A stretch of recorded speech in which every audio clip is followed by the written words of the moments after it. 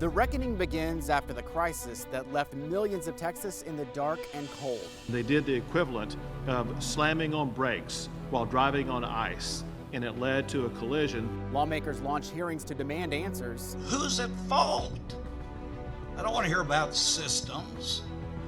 I want to hear who's at fault. We look at the push to move beyond finger pointing towards solutions at the Capitol. Plus, new hope for families with loved ones missing in Texas. Our investigation looks into legislation that could help the public solve more cases online.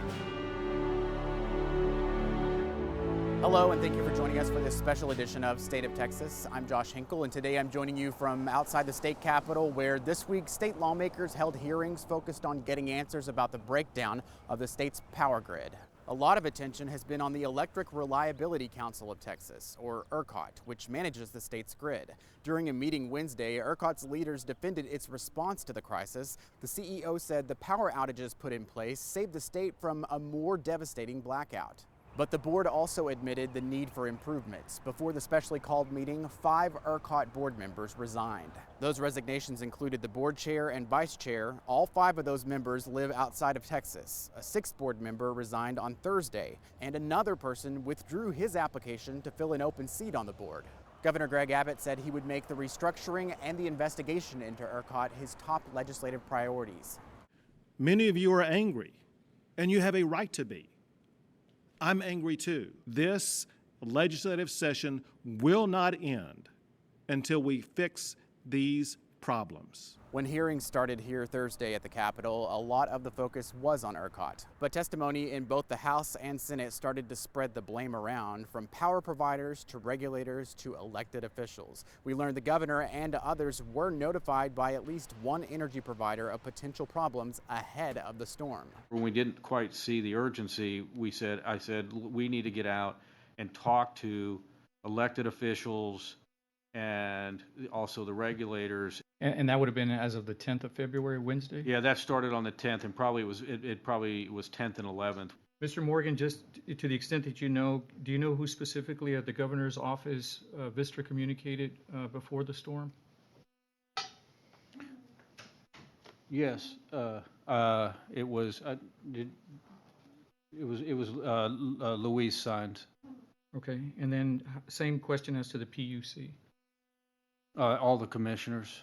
Some Texas Democrats have said the commissioners on the Public Utility Commission, or PUC, should be the focus of calls for accountability. The commission oversees ERCOT. Its members are appointed by the governor, but as our politics reporter John Engel found out, the governor is doubling down on saying ERCOT deserves the blame.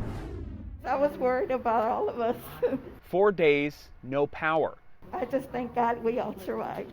Freezing cold nights. And my daughters, they worried about me. 74-year-old Florence Moreno didn't know how last week would end. Thank the good Lord. That's all I can say. It was a big blessing because I was scared. Her story unfortunately so common, as millions in Texas lived without power, many for several days last week. Governor Greg Abbott doubled down on why he says the Electric Reliability Council of Texas deserves the blame. They did the equivalent of slamming on brakes while driving on ice, and it led to a collision. Energy providers testified during an emergency hearing that ERCOT didn't sound alarms about the storm soon enough, and the entire system's structure may no longer be sustainable. I was a big proponent of this market, and my faith has been shaken. Dallas Democrat Rafael Anchia says the Public Utility Commission of Texas should be the focus instead. They oversee ERCOT and have enforcement authority over the energy sector, but have escaped blame from the governor since the storm. They're not elected, right? They're not answerable to even the House. I mean, they have the advice and consent of the Senate. That's the governor's handpicked team to regulate this market. The investigation will continue, but today, Florence Moreno is just happy to be one of the lucky ones. But I got good neighbors, and I survived because of my neighbors. I thank God for my neighbors. John Engel joins us now. We mentioned how lawmakers have put a lot of the focus on the Public Utility Commission. We know the PUC chair testified. How did that go for her? Josh, it was remarkable to see Chair Deanne Walker say, "I don't know," so many times and not offer any recommendations on what Texas can do better. And that obviously infuriated many lawmakers who were in these hearings in both the House and Senate, who are looking for some level of accountability. The chair at one point saying, well, the accountability over ERCOT, the Electric Reliability Council of Texas, is not working in reality. It's not happening in reality. Well, this is the one body who is supposed to oversee the management of our grid that ERCOT does, and lawmakers very upset that that is not happening in practice. Yeah, Governor Abbott has tried to keep the focus on ERCOT, but are lawmakers really going in that direction? Well, how many people had even heard of ERCOT before this last week? And in the days after the storm, they've been Governor Greg Abbott's almost sole focus for accountability. What ERCOT does is manage the buying and selling of energy in Texas. They are a facilitator of that. They don't have any enforcement mechanisms or real power to control how the grid operates or what energy companies do to winterize or any of those things. That is the state legislature, that is the PUC, the Public Utility Commission, who has authority over those things. And the Public Utility Commission, Josh, appointed by Governor Greg Abbott. So lawmakers very upset when that chair came before them and said, I don't know so many times. That's someone that Governor Greg Abbott handpicked. Now, this is just the first round of hearings. There's still a lot left to happen. Yeah, that's right. And the heads of a number of energy companies coming before these committees this week saying, look, we had a role to play in this and we didn't perform the way that we should, but there is a lot of blame to go around, whether it's ERCOT, PUC, the energy providers, you name it. And so these energy providers, the CEOs, promising full reports and investigations on their end. They're going to submit that to the legislature in the coming weeks. And these lawmakers are promising reform this legislative session, even though, Josh, we do know that they've ignored warning signs before in the last decade. All right, our team will stay on top of it. Thank you very much, John. Thanks, Josh. Lawmakers have been through this before. We've told you about the hearings after the power outages during the 2011 winter storm. Our Wes Rappaport spoke to State Comptroller Glenn Hagar about what he thinks needs to happen this time around. You were a lawmaker about a decade ago when we were having these discussions about, weatherization and such. Why didn't we take the steps back then to do more than we did?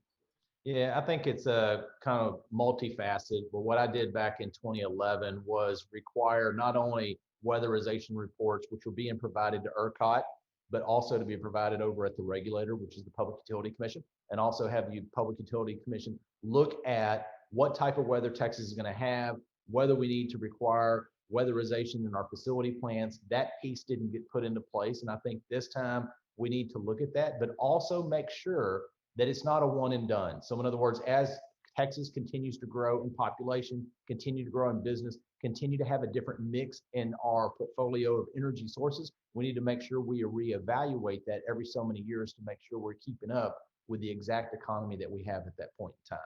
Hagar gave testimony Monday before the Senate Finance Committee. As the state's top accountant, he had a warning for lawmakers. Hagar told them the power crisis could hurt the state's ability to attract businesses and jobs if they fail to act. Several large manufacturers had to shut down temporarily because of the widespread power problems. Do you have anything to say about the failure of ERCOT this past week? Questions for the state's attorney general, why he says he had to leave the state during the winter storm crisis. A Texas father searched desperately for his missing Marine son for 2 years. Time and heartache, one state lawmaker says, could have been eased if police here were required to share case details with a system already in place. I'm Arzo Dosen. I'll tell you about the hope new legislation is bringing families with loved ones missing in Texas. Our investigation coming up.